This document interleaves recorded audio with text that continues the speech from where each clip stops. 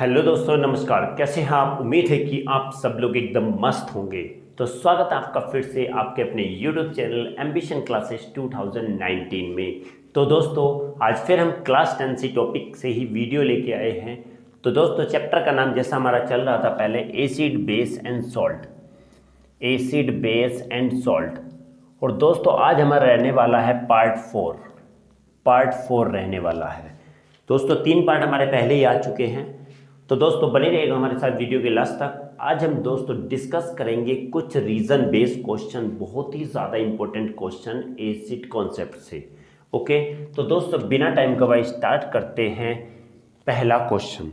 तो दोस्तों, जिसने अभी तक चैनल को सब्सक्राइब नहीं किया है प्लीज़ सब्सक्राइब जरूर कीजिएगा, और जो नए हैं प्लीज़ वो सब्सक्राइब करना बिल्कुल ना भूलिए। लाइक शेयर कमेंट भी जरूर कीजिए दोस्तों। चलिए दोस्तों, स्टार्ट करते हैं हम आज का पहला क्वेश्चन। तो पहला क्वेश्चन क्या है कि acids never stored in a metal container.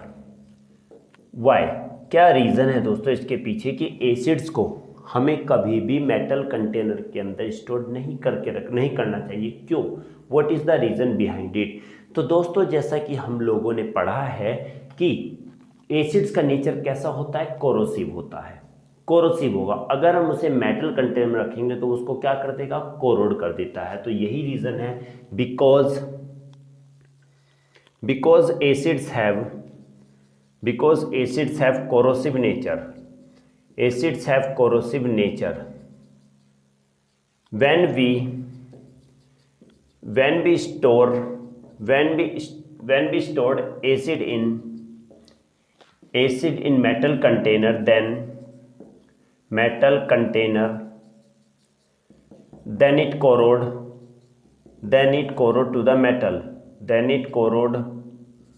to the metal container। ये मेटल कंटेनर को क्या कर देगा, कोरोड कर देगा दोस्तों। COROD, corrode. Okay, metal container को क्या कर देता है, कोरोड, काट देता है उसको।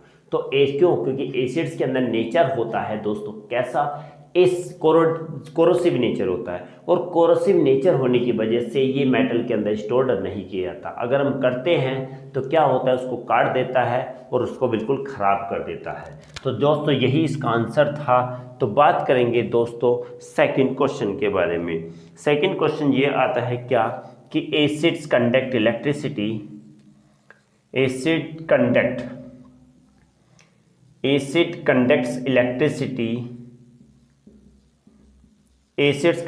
Electricity but glucose and alcohol does not। Why? What is the reason behind it? कि एसिड के अंदर इलेक्ट्रिसिटी कंडक्ट करती है पर ग्लूकोज और अल्कोहल के अंदर इलेक्ट्रिसिटी कंडक्ट नहीं करती। तो एक बात दोस्तों बता देता हूं कि एक ही कॉन्सेप्ट होता है इलेक्ट्रिसिटी कंडक्ट करने के पीछे। क्या? या तो फिर आयंस हो, कैसे, फ्री आयंस हो, और क्या हो, क्या इलेक्ट्रॉन्स हो। फ्री इलेक्ट्रॉन्स या फ्री आयंस की ही दो कंडीशन होती है किसी के अंदर इलेक्ट्रिसिटी कंडक्ट करने की। अगर सॉलिड के अंदर इलेक्ट्रिसिटी कंडक्ट कर रहा है तो वहां पर क्या होता है दोस्तों, इलेक्ट्रॉन होते हैं। सॉलिड की बात आती है तो इलेक्ट्रॉन होते हैं, और आयंस की अगर बात आती है तो ये क्या होता है, सॉल्यूशन होता है। सॉलिड में फ्री इलेक्ट्रॉन्स होते हैं और सॉल्यूशन में फ्री आयंस होते हैं, जिसकी वजह से इलेक्ट्रिसिटी कंडक्ट करती है। चलिए क्वेश्चन पर हम वापस चलते हैं। तो क्वेश्चन का ये था कि एसिड्स कंडक्ट इलेक्ट्रिसिटी। एसिड के अंदर इलेक्ट्रिसिटी कंडक्ट होती है, क्यों? तो लिखेंगे because acids have ions but लिखेंगे, ये सिंपल एक चीज लिखते हैं, ऐसे नहीं कि बिकॉज बहुत अच्छे तरीके से लिखेंगे। Because when we dissolve acid in water then क्या होता है, because when we dissolve acid in water then dissociation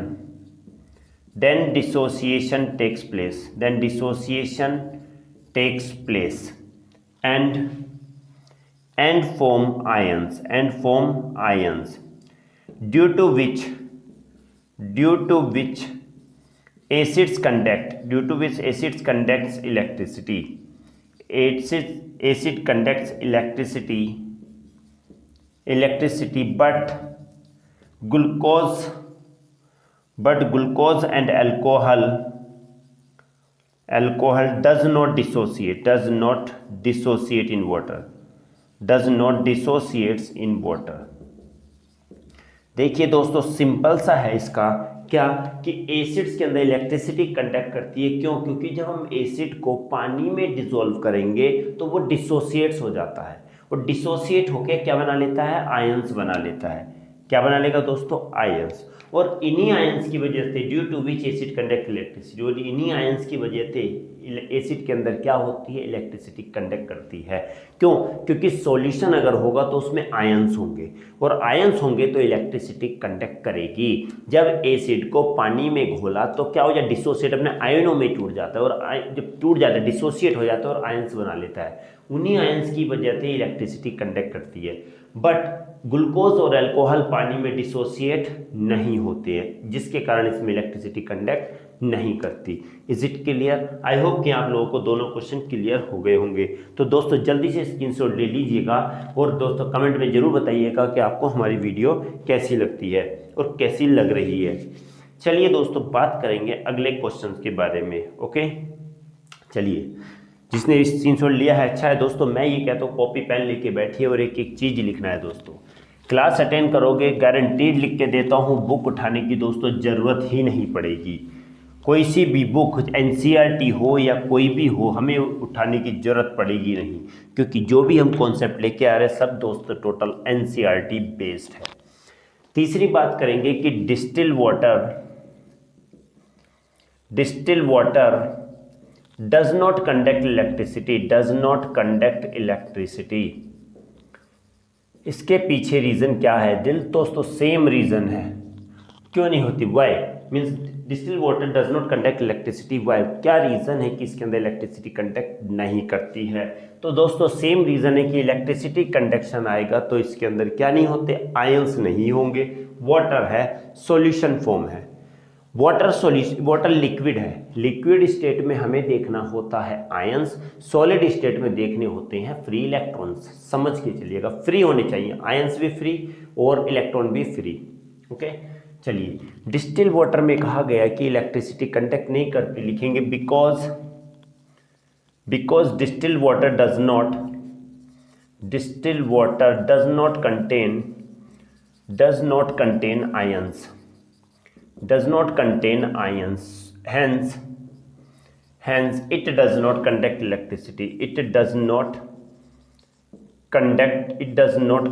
electricity। देखिए दोस्तों सिंपल सी बात है क्या कि डिस्टिल वाटर में आयंस होते ही नहीं है। जब आयंस ही नहीं होंगे तो इलेक्ट्रिसिटी भी कंडक्ट नहीं करेगी। एक ही कॉन्सेप्ट है दोस्तों, एक ही। आयंस होंगे इलेक्ट्रिसिटी कंडक्ट करेगी, इलेक्ट्रॉन होंगे तो इलेक्ट्रिसिटी कंडक्ट करेगी, नहीं होंगे तो नहीं करेगी। चलिए फोर्थ क्वेश्चन के बारे में बात आते हैं। फोर्थ क्वेश्चन अब ये कहता है कि अभी डिस्टिल वाटर था, अब यहाँ आता है rain water conduct electricity. Why? देखिए डिस्टिल वाटर में तो इलेक्ट्रिसिटी कंडक्ट करती नहीं थी, पर रेन वाटर में करती है। क्यों? अब देखिए रेन वाटर कहाँ से आती है? ऊपर से आती है, क्लाउड से आती है। और हमारे एटमॉस्फेयर, माना हमारा ये एटमॉस्फेयर और ये क्लाउड है, समझ के चलिए। रेन यहाँ से आ रही है नीचे, और ये क्या है? क्या है? लैंड है हमारी ये। ओके, ये लैंड है नीचे, तो रेन हम यहाँ से नीचे होके आती है यहाँ। अब ये एटमॉस्फेयर है, तो एटमॉस्फेयर में बहुत सारी गैसेज होती हैं। इसमें सल्फर डाइऑक्साइड गैस भी होती है, कार्बन डाइऑक्साइड गैस भी होती है, नाइट्रोजन डाइऑक्साइड गैस भी होती है, बहुत सारी गैसेज होती हैं दोस्तों, काफ़ी सारी गैसेज होती है कार्बन डाइऑक्साइड किसमें? हमारे एटमॉस्फेयर में। तो जैसे रेन वाटर आता है, इससे पहले इस रेन वाटर में इलेक्ट्रिसिटी कंडक्ट नहीं करेगी। ये रेन ऊपर का जो है, बादल से जब गिरा तो इस वाटर के अंदर इलेक्ट्रिसिटी कंडक्ट नहीं करेगी।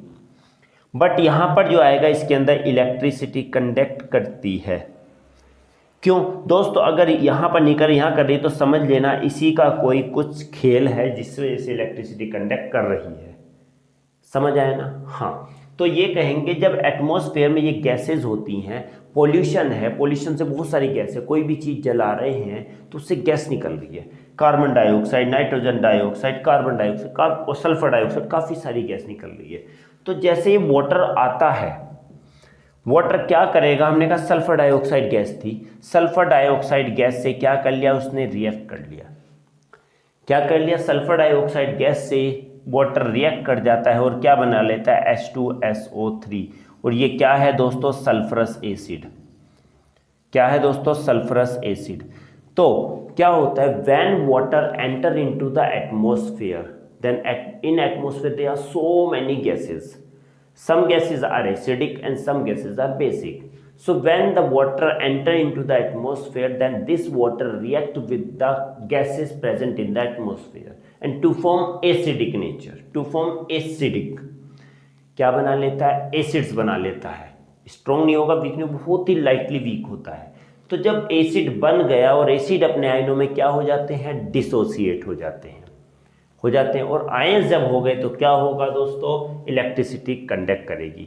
इतना बड़ा फॉर्मूला क्यों बताया, ताकि आप लोगों को पता चल जाना चाहिए कि रेन वाटर के अंदर क्यों वो होती है। अगर रेन यहाँ पर ले लिया जाए एटमॉस्फेयर से पहले तो यहाँ पर इलेक्ट्रिसिटी कंडक्ट नहीं करेगी, क्योंकि यहाँ पर वाटर क्या होता है, प्योर होता है। जैसे बात करें यहाँ पे प्योर वाटर होता है, उसके अंदर कोई भी आयंस नहीं होते। इसके अंदर एंटर होने पर इसके अंदर आयंस आते हैं। क्यों? क्योंकि इसके अंदर गैसेज होती हैं जो वाटर के साथ रिएक्ट होकर एसिड्स बना लेती हैं। क्लियर? चलिए दोस्तों, स्क्रीनशॉट नहीं, बस समझना है और उसको हाईलाइट करना है। चलिए, rain water conduct electricity because rain water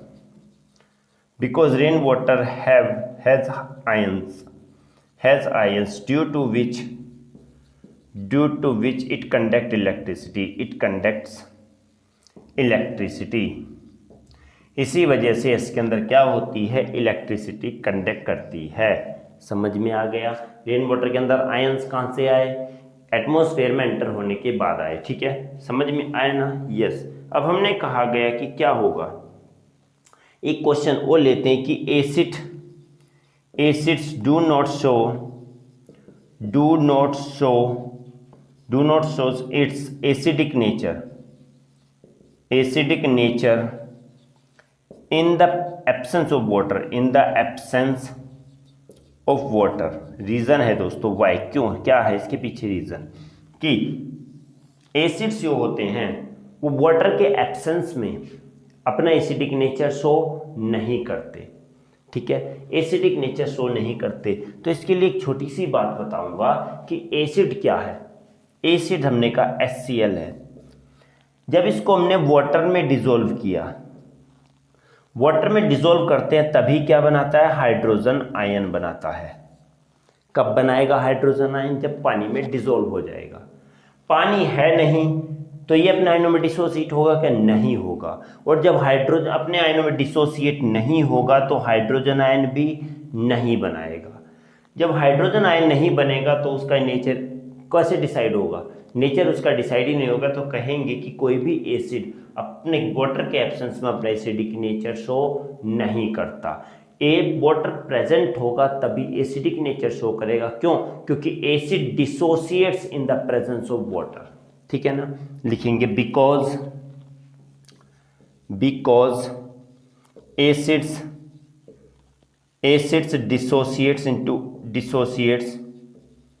dissociate into its ions only in the presence of water,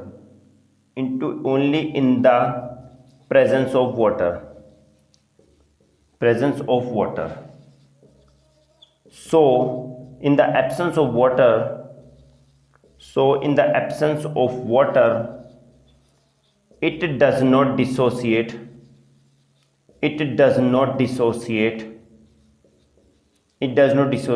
and form hydrogen ion. Dissociate भी नहीं होते और क्या भी नहीं बनाते, हाइड्रोजन आयन भी नहीं बनाते। ध्यान रखिएगा, हाइड्रोजन आयन कब बनाएंगे, इस पर क्या बना दिया मैंने, यस। क्या, because acid dissociate into its ion only in the presence of water, पानी के प्रेजेंस में ही डिसोसिएट होते हैं। सो ओके, तो in the absence of water में क्या होगा कि वो अपने आयनों में डिसोसिएट नहीं होंगे और क्या नहीं बनाएंगे, हाइड्रोजन आयन नहीं बनाएंगे। जब हाइड्रोजन आयन नहीं बनेंगे तो उसका नेचर एसिडिक भी शो नहीं होगा। आई होप कि आप लोगों को ये भी क्लियर हो गया होगा। तो जल्दी से दोस्तों स्क्रीनशॉट ले लीजिए, बात करते हैं अगले क्वेश्चंस के बारे में। जल्दी दोस्तों, क्वेश्चन 5 हो चुके हैं दोस्तों। चलिए स्क्रीनशॉट ले लीजिए और कॉपी पेन लेके बैठिए दोस्तों, उसमें हाथों हाथ इसको नोट करते रहिए, स्टेप वाइज इसको नोट कर लेते रहिए और ध्यान से इसको पढ़िएगा दोस्तों। ये नहीं कि नोट करके एक तरफ रख दिया, क्योंकि हम बिल्कुल इतना मेहनत करते हैं, इतना प्रैक्टिस के साथ आपके सामने आते हैं और अच्छी तरीके आपके लिए सेलेक्टेड क्वेश्चंस लेके आते हैं। तो दोस्तों प्लीज़ इसको बेकार ना कीजिएगा, हमारी मेहनत बेकार नहीं होनी चाहिए। आप लोग ज़्यादा से ज़्यादा मेहनत कीजिए दोस्तों, आपके लिए इसका कोई चार्ज नहीं है, फ्री ऑफ कॉस्ट होता है। ये नहीं कि मैं कोई कोर्स दे रहा हूँ ये लीजिए, नहीं, मेरा यही इंटेंशन है कि मेरा हर एक स्टूडेंट एक टॉपर बन के निकले। ओके, चलिए दोस्तों बात करते हैं अगले क्वेश्चन के बारे में। तो अगला क्वेश्चन आता है क्वेश्चन नंबर 6 की strong acids react rapidly with the other substance, with the another substance. Why?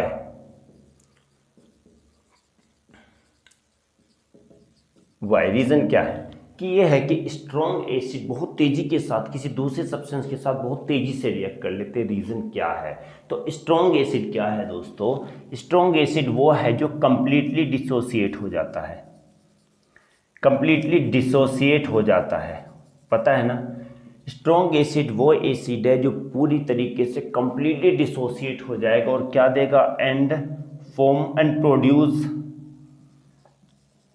Produces a large amount of hydrogen ion, large amount of hydrogen ions.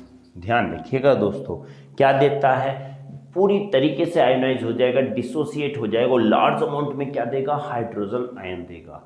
यही रीजन है दोस्तों इसका, इसी का क्या, यही रीजन है क्या, बिकॉज लिखेंगे दोस्तों इसका आंसर यहां लिखेंगे दोस्तों, आंसर है because strong acids produces a large amount of hydrogen ion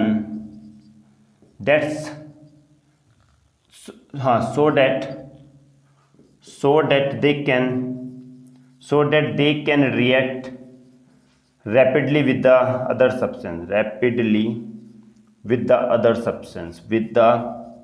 substance,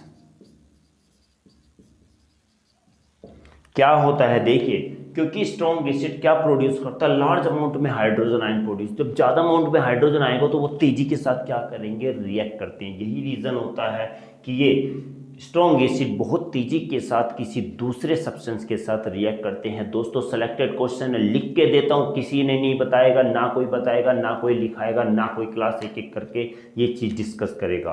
तो दोस्तों तभी क्या, तो बिल्कुल एक एक चीज़ नोट कीजिएगा, एक एक चीज़ दोस्तों। और दोस्तों हमारे चैनल पे यहाँ पर डिस्क्रिप्शन बॉक्स पे आपको 10th क्लास के सैम्पल पेपर्स भी मिलते रहेंगे, आप चेक करिएगा, टाइम टू टाइम मैं अपलोड करता रहता हूँ। ओके, चलिए दोस्तों अगला आता है 7 क्वेश्चन, जो आज का दोस्तों लास्ट क्वेश्चन रहने वाला है। चलिए दोस्तों क्या होता है, इफ समवन, लास्ट क्वेश्चन ये है कि if someone is suffering from acidity, then we can suggest to take baking soda. Why? What is the reason? चलिए दोस्तों, हमने कहा कि किसी को एसिडिटी बनती है, कुछ खा लिया, ज़्यादा तेल चीज़ का खा लिया, ऑयली कोई भी चीज़ खा ली और खाया तो अंदर एसिडिटी होने लगी। तो हम क्या होते हैं, विलेज एरिया में, शहर की बात नहीं, विलेज एरिया में क्या होता है, विलेजर्स क्या होते हैं, वो उसमें कहते हैं कि जब एसिडिटी बने थोड़ा खाने का सोडा खा ले, बेकिंग सोडा खा ले। उससे क्या होता है दोस्तों, बेकिंग सोडा की सजेस्ट क्यों कहा जाता है, बिकॉज एसिडिटी है baking soda is an example of base. Clear? जब बेस एसिड के साथ रिएक्ट करेगा तो क्या बनाएगा? सॉल्ट एंड वाटर बनाएगा। इस रिएक्शन को बोलेंगे न्यूट्रलाइजेशन रिएक्शन। और जब खाएंगे उसको, बेकिंग सोडा अंदर रिएक्ट करके क्या बना लेगा? सॉल्ट और वाटर बनाएगा, तो उससे हमारी एसिडिटी को क्या पड़ जाता है? आराम पड़ जाता है। Okay, so we can say that it is suggest to take a baking soda at the time of acidity because baking soda react with excess acid which are present in our stomach, then to form salt and water, and this reaction is known as the neutralization reaction। लिख देते हैं if someone no लिखे if someone because से लिख देता हूँ दोस्तों। if someone ये तो पूरा अपने आप लिख सकते हो। because baking soda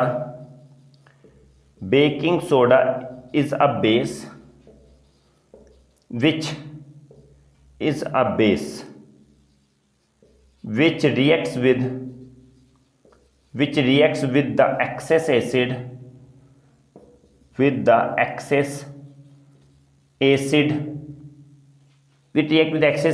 in our stomach and form salt and water and